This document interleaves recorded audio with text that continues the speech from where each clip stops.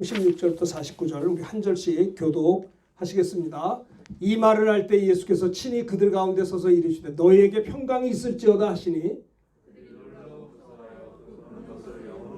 예수께서 이르시되 어찌하여 두려워하며 어찌하여 마음에 의심이 일어나느냐.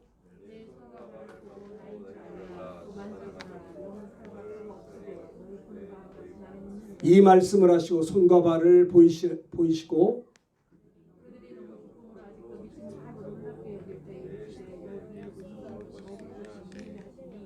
이에 구운 생선한 토막을 드리니 또 이르시되 내가 너희와 함께 있을 때 너희에게 말한 바 곧 모세의 율법과 선지자의 글과 시편의 나를 가리켜 기록된 모든 것이 이루어져야 하리라 한 말이 이것이라 하시고 또 이르시되 이같이 그리스도가 고난을 받고 제3일에 죽은 자 가운데서 살아날 것과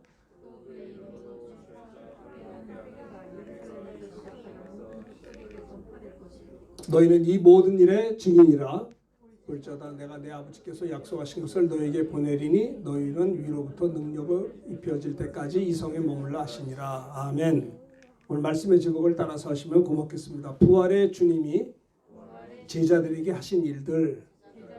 주님이 부활하셨습니다. 그리고 제자들에게 하신 일이 있으세요. 오늘 그런 제목으로 말씀을 전하려고 합니다. 주님이 이 땅에 왜 오셨을까요?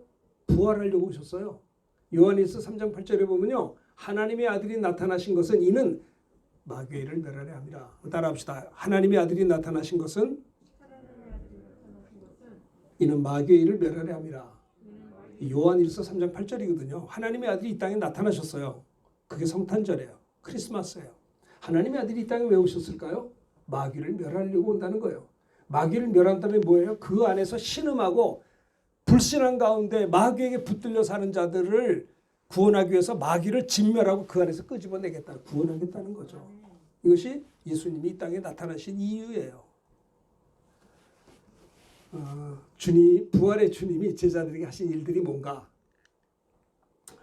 제일 먼저 36절 오늘 본문에 보면요. 이 말을 할 때 예수께서 친히 그들 가운데 서서 이르시되 너희에게 평강이 있을지어다. 부활의 주님이 부활하신 다음에 제자들에게 찾아가셔서 너희에게 평강이 있을지어다. 우리 집사님 평강이 있으세요? 정말 요즘 얼마나 힘드세요. 참 직장 다니는 분들은 그래도 직장에서 이제 편안하게 이렇게 잘 또 월급이 나오잖아요. 그래도 아주 어렵지 않은 직장은 대부분. 그런데 자영업 하시는 분들은 얼마나 힘드세요. 보통 일이 아니라고요. 마음의 평강이 이게 뭐 어떠신가요? 근데 참 저는 감사한 거는 우리 교인들이 어려우니까 저하고 더 친해진 것 같아서 감사해요. 더 대화하고 더 교제하고 같이 기도하고 말이죠. 그리고 또 우리가 성도들이 어려우면 교회가 편할까요? 성도들이 힘든데 교회가 행복할까요? 그렇지 않아요. 교회가 뭡니까? 성도들이 교회예요. 교회가 흩어지면 가정이고요. 가정이 모이면 교회거든요. 가정이 건강하면 교회가 건강한 거고요. 가정이 병들면 교회가 병든 거예요. 가정이 힘들어요. 교회가 힘든 거예요. 가정이 너무 어려워요. 굉장히 경제적으로. 그래서 교회도 어려운 거예요. 우리 동네 저 발산동에 있는 후배 목사님 교회는요. 300명 출석하는 교회인데 좋은데 이 목사 어때? 요즘 교회 괜찮아? 그랬더니 목사님 말도 마세요. 그래서 뭐가 어때요? 그러니까 300명 교회인데 200명 모인대서 아니 100명은 어디 갔어? 없어졌다는 거예요. 어떤 형태로든지. 그래서 부교육자들도 구조조정하고 이런 후배 목사의 이야기를 듣고 마음이 안타까웠습니다. 성도들의 기업이 어려운데 교회가 어떻게 건강할 수 있겠냐. 우리 한국교회가 6만 개 교회가 있습니다. 6만 개 교회, 큰 교회는 큰 교회대로, 작은 교회는 작은 교회대로 우리가 땅끝까지 선교를 하고 있습니다. 큰 교회는 큰 교회의 역할이 있더라고요. 크게 역사해요. 어떤 진짜 대형 교회는요, 어떤 교단보다 더 많이 선교사를 파송하더라고요. 그러니까 큰 교회는 큰 교회대로 하나님 앞에 역할이 있고요. 적은 교회는 적은 교회의 역할이 있는 것이라고 생각해요. 어쨌든 이 6만 개 되는 우리 남한의 주님이 피로값주고 산 주님의 모든 교회가 선교사를 180여 개국에 3만여 선교사가 파송되었어요. 그러니까 한국교회가 영육간에 힘이 있어야 선교사님들을 뒷바라지 하는데 그러지 못하면 선교사님들이 힘들어서 저한테도 막 카톡이 와요. 목사님 우리 선교지에는 코로나로 죽는 게 아니라 굶어 죽어요. 좀 보내주세요. 이거 안타까워요 아주. 현지 성도들이 먹지를 못하는데 후진국은 그런가 봐요. 코로나는 두 번째고요. 지금 밥을 못 먹어요. 그러면 우리 교회도 좀 예전같이 넉넉하면 막 팡팡 이렇게 할 수 있는데 어렵거든요. 네? 저희 교회도 참 어려워요. 그런데 저는 참 감사한 거는 우리 교회는 신기하게 하나님이 이렇게 작은 교회여도 참 이렇게 어떤 손길을 통해서든지 이렇게 지켜주는 걸 보면요. 너무 감사하게 지금까지 잘 지내왔어요. 그래서 한 주간에 지나오면서도 하나님께 감사하게 돼요. 어쨌든 오늘날에 정말 이 평강이 있으신가요? 평강이 부활의 주님이 사랑하는 제자들 왜 제자들이 그럴까요? 무서운 거예요. 선생님이 십자가에 죽어버린 거예요. 체포당했어요. 비참하게 채찍에 맞으시고 찔리고 상해서 침뱉음을 당하고 버림을 당했어요. 와, 그러니까 무섭잖아요. 붙잡혔다가는 자기도 죽어요. 그냥 도망간 거예요. 도망갔어요. 예수님이 죽으셨어요. 무덤에 갇히셨어요. 그러니 그들은요, 야 이제 큰일 났다. 사람들이 이제 예수를 죽였으니 예수님에 속해 있던 멤버들도 아마 잡아서 죽이지 않겠는가라는 두려움과 불안 속에 있지 않겠어요? 무서움 속에 그들이 있었던 거예요.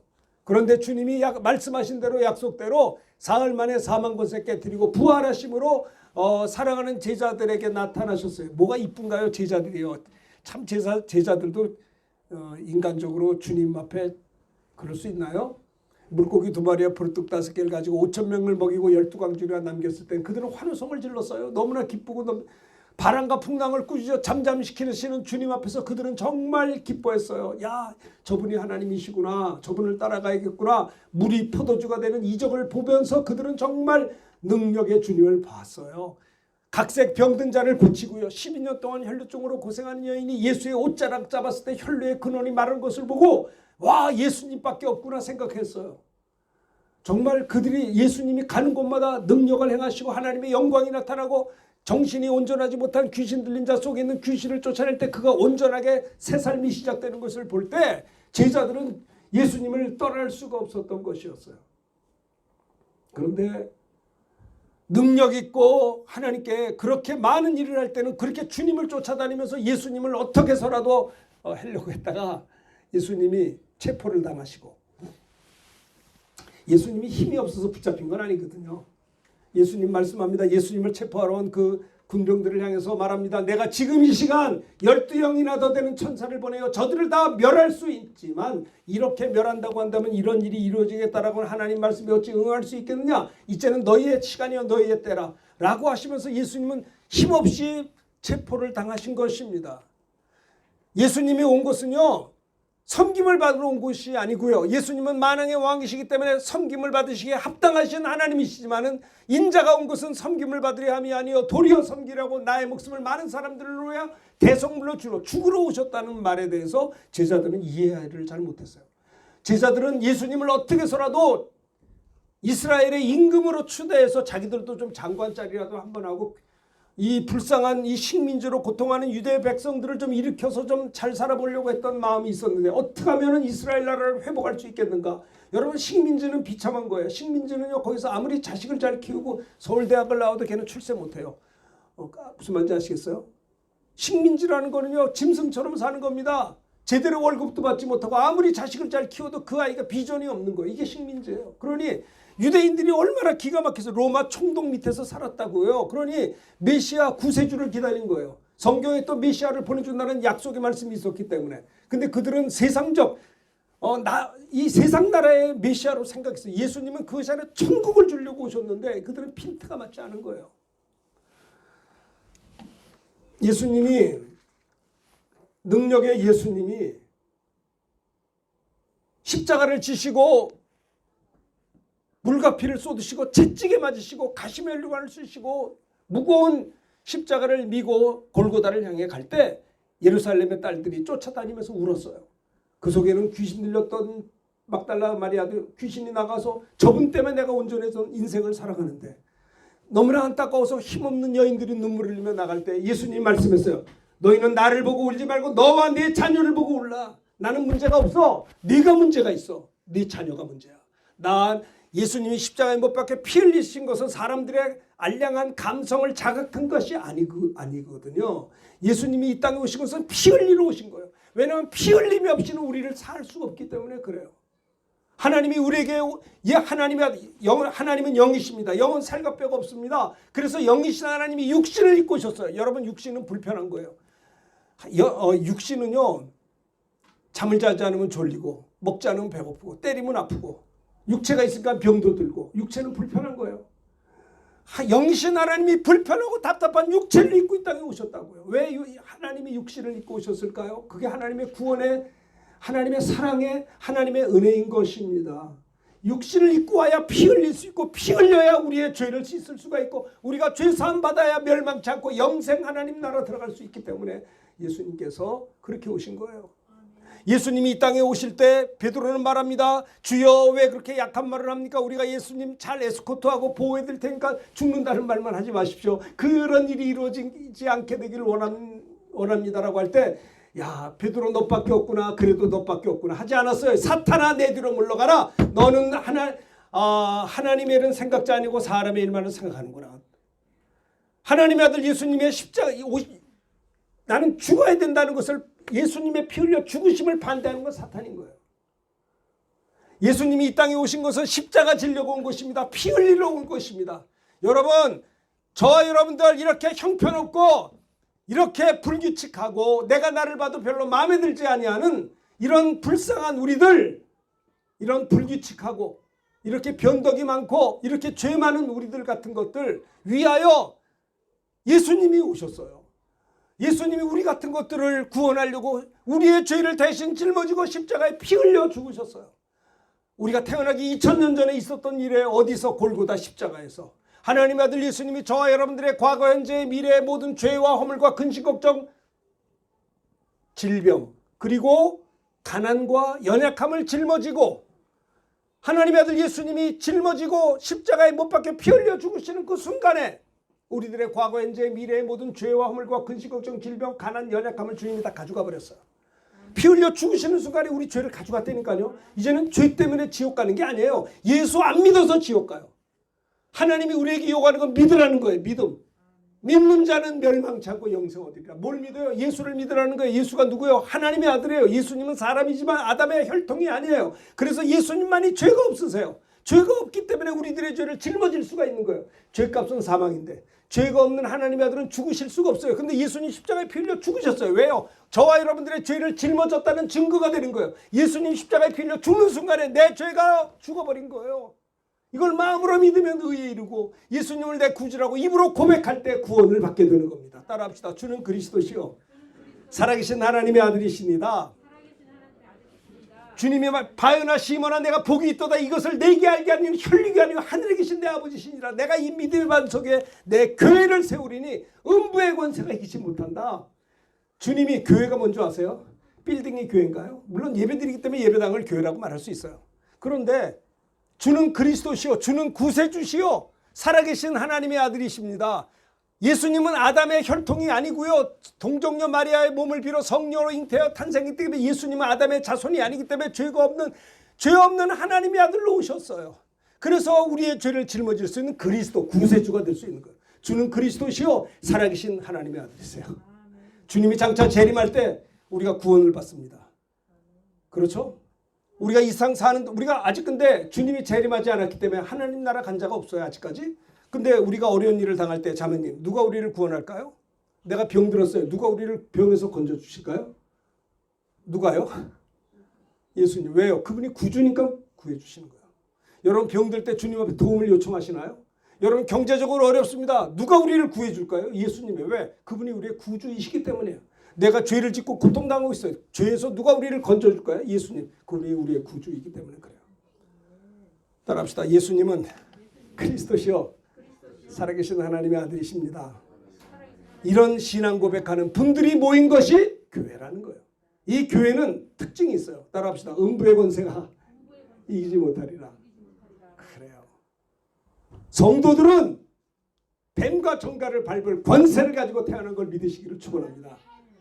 맨날 병들고 맨날 실패하고 맨날 시행착오 하려고 맨날 죄짓고 맨날 넘어지려고 맨날 싸움이나 하고 우리가 이러려고 이 땅에 태어난 거 아니에요. 성도들은 하나님의 자녀로서 음부의 권세를 이길 수 있는 권세가 우리에게 있는 거예요. 아시겠죠? 그래서 우리가 지난 한 주간 사는 동안에 넘어지고 한 것이 너무 억울한 거예요. 우리가 성공적인 신앙생활 하지 못한 게 너무 속상한 거예요. 기쁨으로 살지 못한 건 너무 분한 일이 아니겠어요? 내가 이 반석에 내 교회를 세우리니 이 교회는 교회가 어떻게 보면 허술하게 보여요. 네? 그런데 세상의 모든 단체 조직 모임보다 더 귀한 것 없어요. 주님 피로 값주고 산 주님의 교회밖에 없는 것이에요. 주님 교회는 주님의 몸인 것입니다. 주님을 사랑하는 자는 교회를 사랑합니다. 그렇죠? 주님 피로 사신 주님의 교회는 승리하는 교회. 두 번째, 천국 열쇠를 주노니 땅에서 매면 하늘에서 매이고 땅에서 풀면 하늘에서 풀리는 거예요. 우리에게 천국 열쇠 믿는 자에게 주셨어요. 그 열쇠를 사용해야죠. 오늘 아침에 집에서 나오는데 갑자기 차키가 없어졌어요. 아유, 그래가지고 여러분 나눠줄 빵도 내가 가지고 있었거든요. 그래서 이거 어떻게 하면 좋은가? 한 손에는 노트북도 있고 가방도 있는데 양쪽 들고 걸어올 생각하니까 아찔아찔해요. 그랬더니 우리 둘째 아들 방에 제 이 스페어 키가 있었거든요. 보니까 있더라고. 이야, 땡겨 가지고서 다 뚫렸어요. 이 열 수 없으면 큰일 날 뻔했어요. 네? 근데 참 스페어 키를 하나 늘 맡겨놓고 하도 내가 정신이 없어서 이게 자꾸 잊어버려서 하나를 놔둔 게 참 다행이었어요. 여러분 우리가 이 땅에 사는 동안에 어려운 일이 있어요. 어려운 일이 있으면 열쇠로 열면 되는 거예요. 네. 근데 열쇠를 여는 게 뭐예요? 예수 이름으로 기도하는 거예요. 그런데 기도가 잘 안 돼. 왜 안 되는 줄 아세요? 하나님 앞에 죄송한 게 많아서 그래요. 죄를 질 수 있죠. 저도 저나 여러분들이 뭐 완벽한 사람이 어디 있어요. 죄를 질 수 있는데 문제는 뭔지 아세요? 회개하냐 달라요. 이거 말이 막 더듬어지네. 흥분해가지고. 죄가 졌을 때 회개하느냐 안 하느냐. 어떤 사람은 죄를 즐기고 살아요. 사탄에게 붙들려 살아요. 예수 믿어도. 안 되는 거예요. 왜 기도가 안 되는 줄 아세요? 하나님을 사모하지 않아요. 세상을 의지해요. 하나님을 하나님으로 믿질 않아요. 하나님을 무능하다고 생각해요. 하나님이 살아계시다고 말만 하지 진짜 살아계신 하나님 우리가 이렇게 믿을 수 있을까요? 이건 소리 지르는 거는 제가 저한테도 하는 거예요. 저도 참 속상해요. 그러지 못한 게. 내가 하나님을 하나님 앞에 무릎 꿇을 수 있는가? 그분을 경배하며 살고 있는가? 천국 열쇠를 주셨습니다. 부활의 주님이 사랑하는 제자들에게 나타나셨어요. 보세요. 주님은 제자들을 사랑하시되 끝까지 사랑하시는 주님이세요. 주님은 저와 여러분들을 사랑하시되 끝까지 사랑해 주세요. 사실 그렇습니다. 우리는 친구 사귈 때 별로 이제 관계가 좋으면 사귀다가 자매님 별로 마음에 안 들고 자꾸 그러면요 친구하고도 멀어져요. 그렇죠? 그 친구가 나에게 끝까지 잘해줘야 나도 좋지. 처음에 한두 번은 참는데 서너 번 되면 에이 그럼 이제 멀어지게 돼요. 근데 우리 주님은 그러지 않으세요. 우리 같은 거를 사랑하시되 끝까지 사랑해 주시는 주님이세요.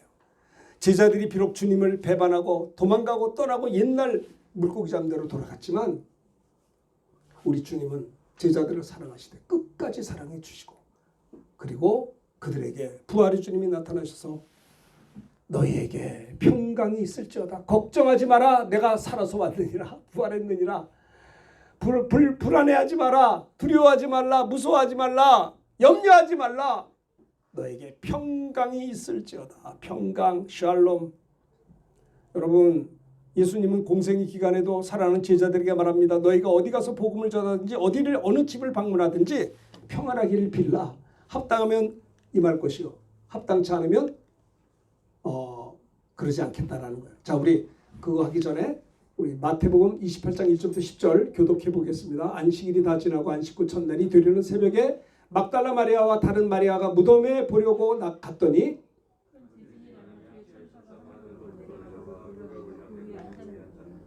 그 형상이 번개같고 그 옷은 눈같이 희건을 천사가 여자들에게 말하여 이르되 너희는 무서워하지 말라. 십자가에 못 박히신 예수를 너희가 찾는 줄을 내가 아노라.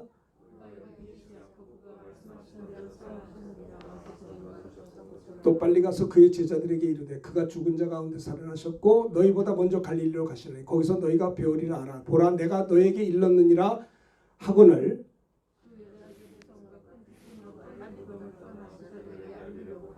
예수께서 그들을 만나 이르시되 평안하냐 하시거늘 여자들이 나아가 그 팔을 붙잡고 경배하니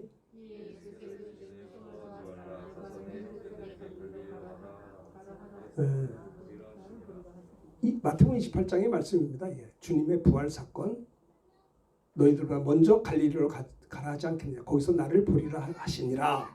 그래서 부활의 주님이 약속대로 갈릴리에 가서 제자들을 만나 주신 것이다라고 하는 겁니다.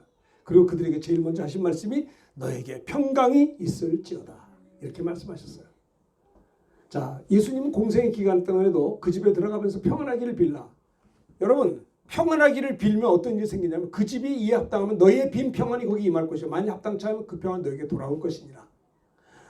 여러분 어떤 상황에서도 염려하지 마십시오. 두려워하지 마십시오. 힘듭니까? 걱정하지 마세요. 고린도전서 10장 13절에 보면 너희가 감당할 시험 밖에는 너희에게 당한 것이 없나니 오직 하나님은 미쁘사 너희가 감당치 못할 시험 당함을 허락지 아니하시고 시험 당할 즈음에 피할 길을 내사 너희로 능히 감당케 하시느니라고 했습니다. 너무 힘드세요? 걱정하지 마세요. 감당치 못할 시험 당하면 하나님 허락지 않은 걸 믿으시기를 축원합니다. 아멘 좀 하세요. 많이 힘드시죠? 그래도 감당치 못할 시험 당하면 허락지 않으세요. 피할 길을 주세요. 능히 감당케 하신다고 제가 얘기한 게 아니라 주님이 약속하셨어요. 또 하나 하나님을 사랑하는 자들은요. 하나님의 뜻대로 부르심을 입은 자들에게는요. 모든 것이 합력하여 선을 이루게 된다는 겁니다. 지금 힘들고 어렵지 모르지만 이 모든 것들 하나님을 사랑하는 자들에게는 모든 것이 합력해 선을 이룬다라는 걸 믿을 때 승리할 수 있어요. 디모데후서 1장 7절에 읽읍시다. 시작. 하나님이 우리에게 주시는 것은 두려워하는 마음이 아니요 오직 능력과 사랑과 절제하는 마음이에요. 하나님이 우리에게 주는 것은 뭐예요? 두려워하는 마음이 아니다라는 거예요. 두려워하지 않는 마음이 믿음이에요. 오늘 우리가 여기 예배드리고 있습니다. 이 빌딩이 무너지지 않는다. 이 빌딩 밑에가 지진대가 아니다라고 믿기 때문에 예배드리는 거 아니겠어요? 편안하게 예배드리죠. 만약에 여기가 지진대가 나고 이상하다 그러면 어떻게 불안해서 앉아서 예배를 드릴 수 있겠습니까?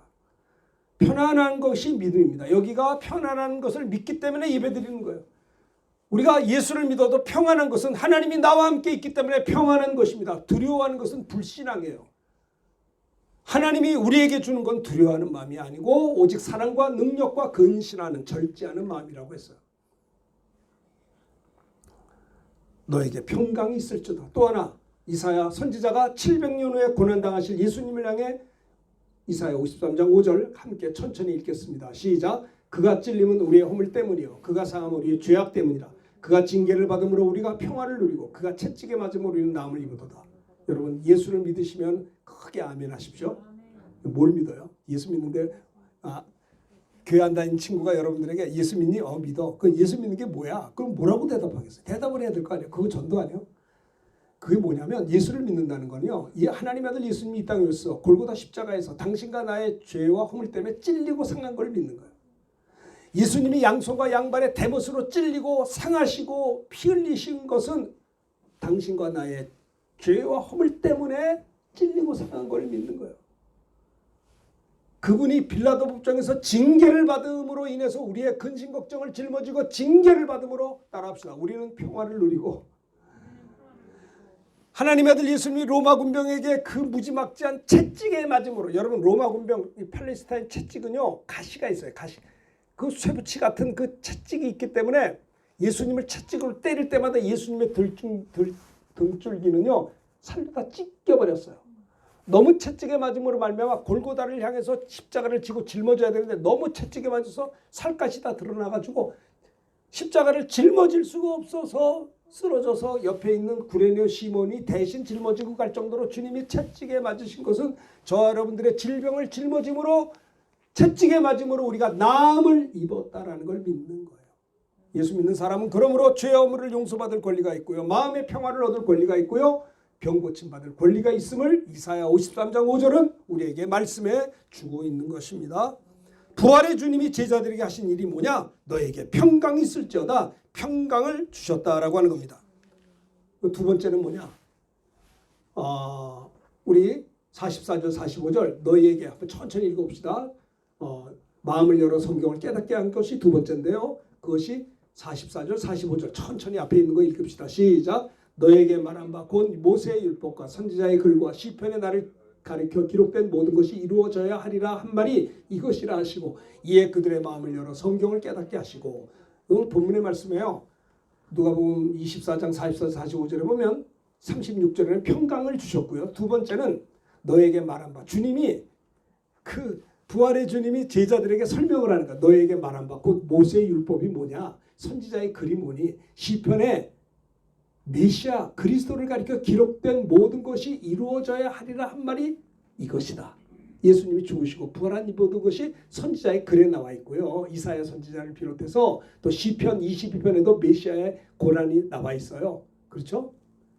모세 율법에도 나와 있다고요. 예수님 창세기 3장 15절에 보면 여인의 후손이 와서 뱀의 머리를 부수고 뱀의 후손은 여자의 후손의 발뒤꿈치를 예수님이 십자가에 죽으심으로써 말하고 있다고. 모세의 율법도 선지자의 글도 시편에 그리스도 메시아를 가리켜 기록된 모든 것이 지금 이루어져야 하리라 한 말이 지금 이것이다라는 거예요. 그들이 그래서 제자들이 이 말씀을 가리켜 줄 때 시편, 율법 이런 것들 선지자의 글들을 가리켜 줄 때 그들이 마음을 열어 하나님의 말씀을 깨닫게 된 거예요. 와, 이분이 우리의 메시아구나. 마음을 열어 성경을 깨닫게 했다라고 하는 겁니다. 말씀을 알게 했다는 거예요. 부활의 주님이 그들에게 하신 이야기가 첫째는 평강이 있을지어다. 두 번째는 말씀을 구약에 나타난 예언이 이루어진 거 아니냐. 죽으시고 부활한 게 시편에 나와 있지 않느냐. 이사야에 나와 있지 않느냐. 율법에 나와 있지 않느냐. 이것을 가르쳐줬다라는 거예요. 베드로도 역시 말씀을 전할 때 이런 일이 있었어요. 자, 44편부터 48편 교도 갑시다. 베드로가 이 말할 때 성령이, 베드로가 고넬료 가정에서 복음을 전했거든요. 자, 베드로가 이 말할 때 성령이 말씀 듣는 모든 사람에게 내려오시니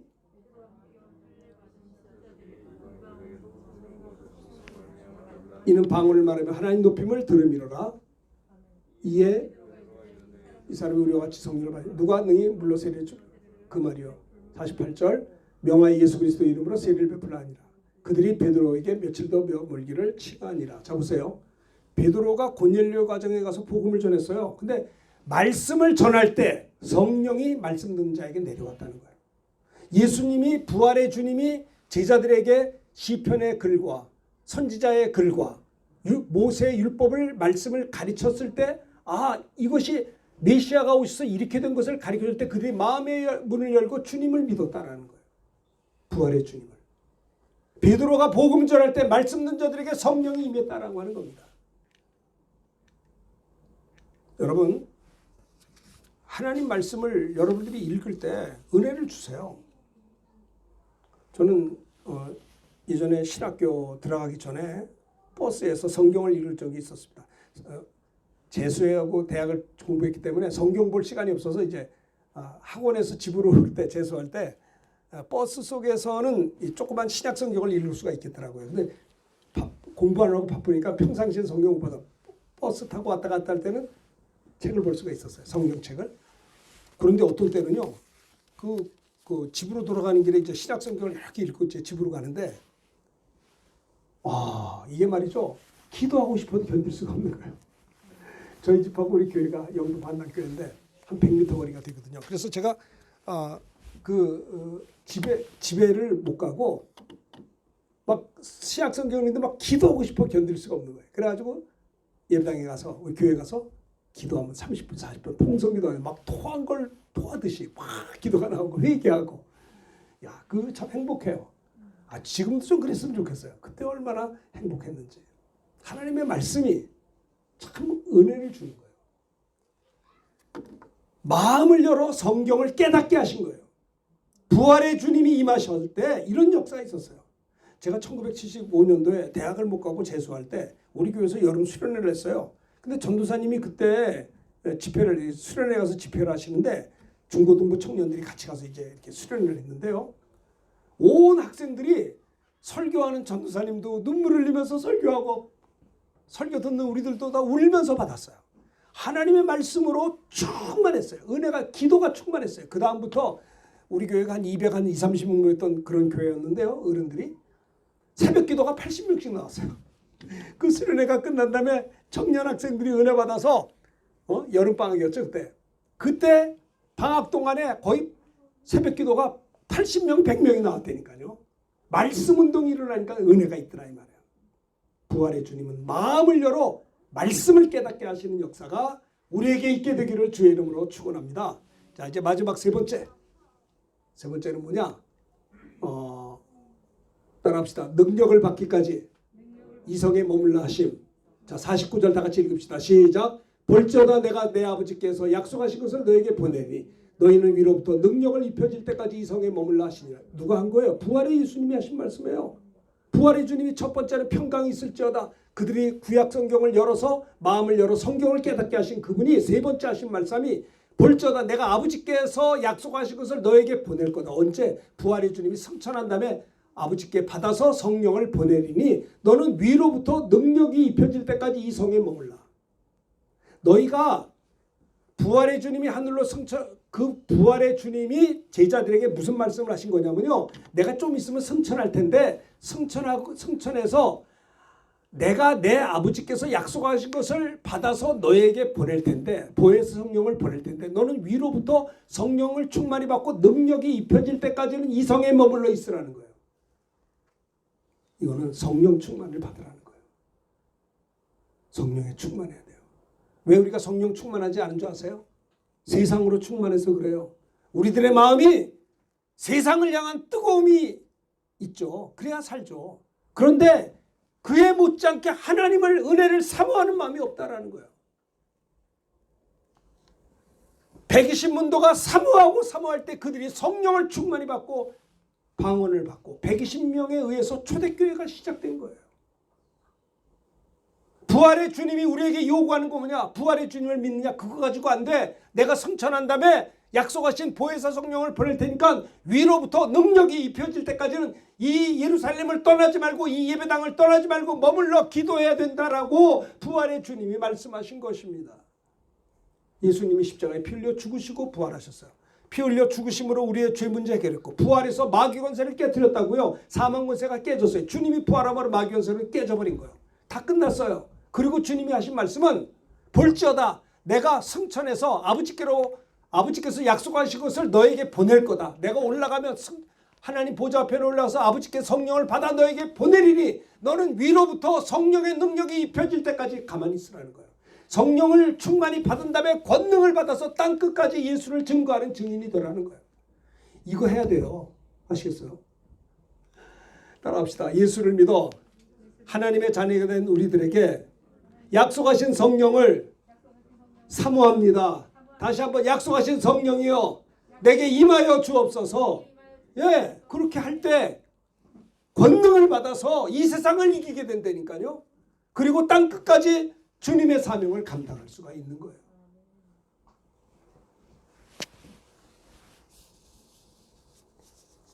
너에게 평강이 있을지어다. 평강이 있을지어다.